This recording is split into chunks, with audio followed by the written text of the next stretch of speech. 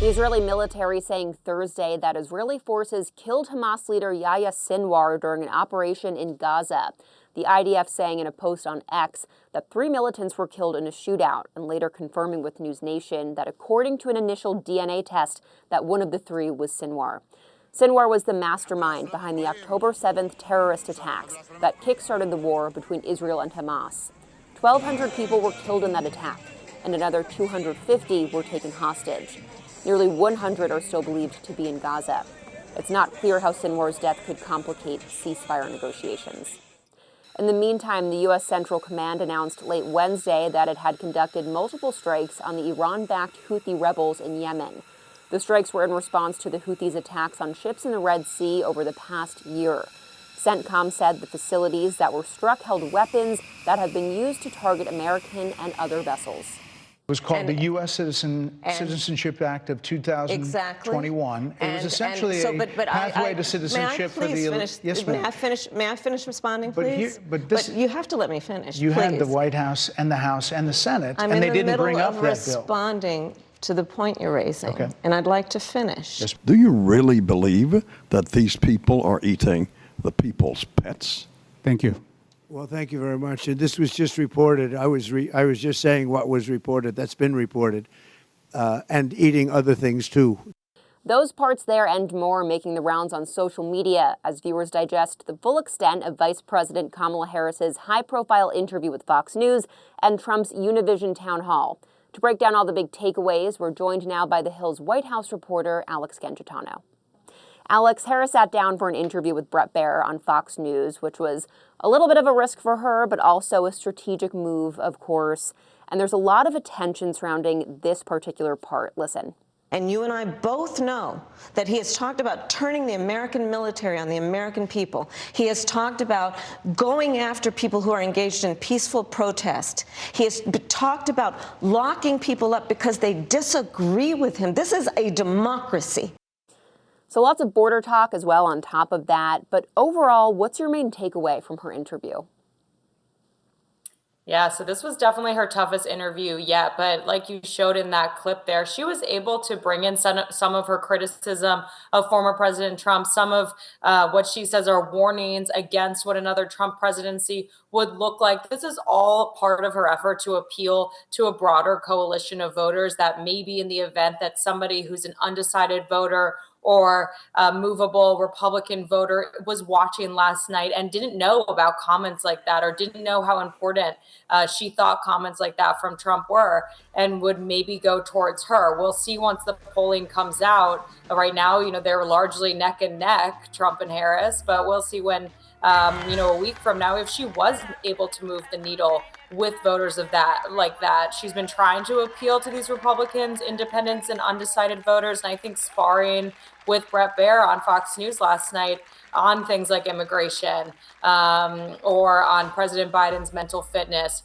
was able to show off that she can hold her own in an unfriendly audience, while others might have viewed that interview as her not doing well just because she did pivot on some answers and she tried to, clarify her stances on hot button issues, but it might have not always come across as genuine as some viewers might have wanted. Yeah, and we can see that the Harris campaign has been sharing a lot of clips from it on social media, happy with it. How is the Trump campaign responding to the interview, though? Yeah, on the other side, the Trump campaign right away last night called the interview a train wreck. And then we heard from Trump himself, who bashed her for only focusing on what he said was him throughout the interview. She did, as you mentioned in that clip you played, she pivoted a lot to talking about former President Trump whenever she could. As she says, she was trying to lay out the choice in November between her and Trump. But it ended up that she talked a lot about Trump, which is something that the former president highlighted in his social media response. He also did say that Fox News' Brett Baier did a great job, and he suggested that Harris lied throughout the interview as well. Well, at the same time as Harris's Fox interview, Trump participated in a Univision town hall, clearly trying to appeal to a key voting group here.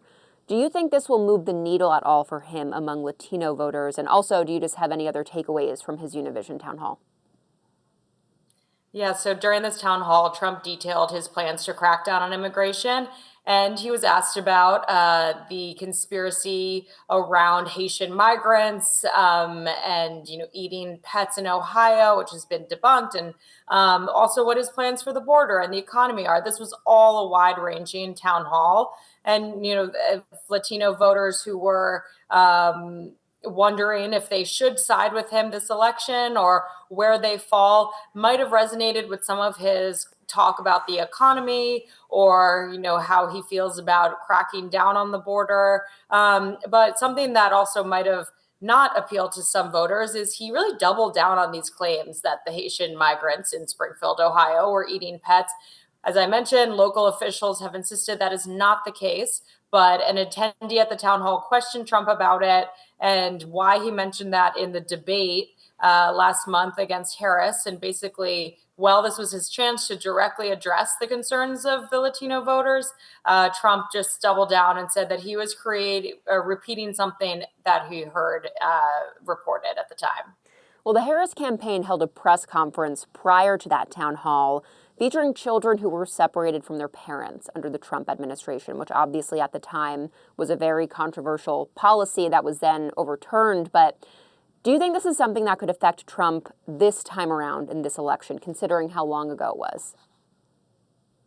Right. It was a while ago, but as you mentioned, this was Trump's least popular policy, basically, and it could be an issue that the two sides, they're trying to attract undecided Hispanic voters. If some of those voters are reminded of this policy, it could sway them towards Harris. So that press conference from the Harris campaign focused a lot on the human consequences of this policy, which was this zero tolerance policy that separated nearly 4,000 children from their parents for crossing the border without prior authorization. And on this press call, two children who were separated spoke about what these holding cells they were in were like. They shared their stories. This is all part of the Harris campaign's attempt to paint Trump as dangerous, unstable, remind people what 4 years of Trump looked like, and in an effort to sway those Hispanic voters who might be undecided. Well, the latest Decision Desk forecast now shows a 50-50 race just weeks out, and Harris's surge in the polls is starting to fizzle a little bit, leveling off nationally and dipping in the battleground states.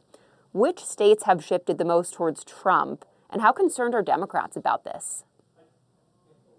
Yeah, that's right. In the past 2 weeks, there's definitely been a slight trend towards Trump in some of these pivotal battleground states. In Wisconsin, in particular, Harris was leading Trump by some 2 points or so, and now they're tied. In Michigan, she was leading by 1 point. Now she's trailing him by 1 point. So we saw a flip there. And then in Pennsylvania, which is probably the most critical of all the battleground states, he was able to close their gap, and now they're tied in the Keystone states. So while this is all within the margin of error, I think Democrats were hopeful that by this time, the momentum that they had around when she first became the Democratic nominee, the excitement when President Biden passed the torch to her and they had this new vision on the ballot, that's kind of fizzled out. Well, I think they were hoping they could ride it out until November, but that definitely was a tough prediction considering, there was this total uptick in momentum at the time